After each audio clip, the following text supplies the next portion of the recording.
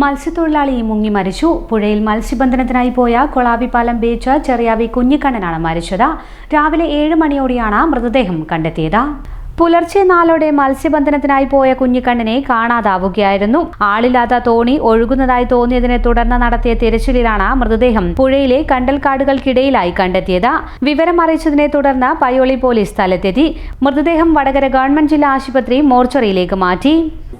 ഇന്ന് കോട്ടക്കൽ പുഴയിൽ വെച്ച് മീൻപിടുത്തത്തിനിടയിൽ മരണപ്പെട്ട ചെറിയാവിയിൽ കുഞ്ഞിക്കണ്ണൻ എന്ന് പറഞ്ഞ ആൾ ആയ കാലം മുതലേ മത്സ്യത്തൊഴിൽ ചെയ്ത് ജീവിക്കുന്ന ഒരാളാണ്.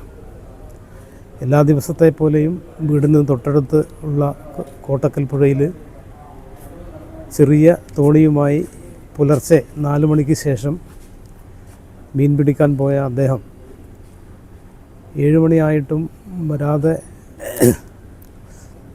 പുഴയടുത്ത് ചെന്ന് നോക്കിയപ്പോൾ അദ്ദേഹത്തിൻ്റെ അനുജൻ പുഴയിലൂടെ ആളില്ലാത്ത തോണി കരയ്ക്ക് നിൽക്കുന്നതാണ് കണ്ടത്.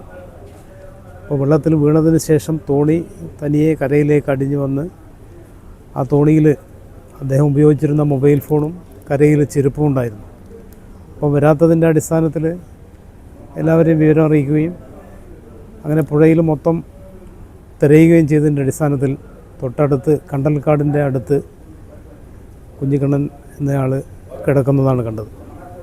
ഉടനെ പോലീസിൽ വിവരം അറിയിക്കുകയും അതിൻ്റെ അടിസ്ഥാനത്തിൽ പയ്യോളി പോലീസ് ആംബുലൻസിൽ വടകര ഗവൺമെൻറ് ഹോസ്പിറ്റലിൽ കൊണ്ടുവരികയും മരണപ്പെട്ടതായി സ്ഥിരീകരിക്കുകയും തുടർന്നിപ്പോൾ പോസ്റ്റ്മോർട്ടത്തിൻ്റെ നടപടിക്രമങ്ങൾ തുടങ്ങിയിരിക്കുകയാണ്.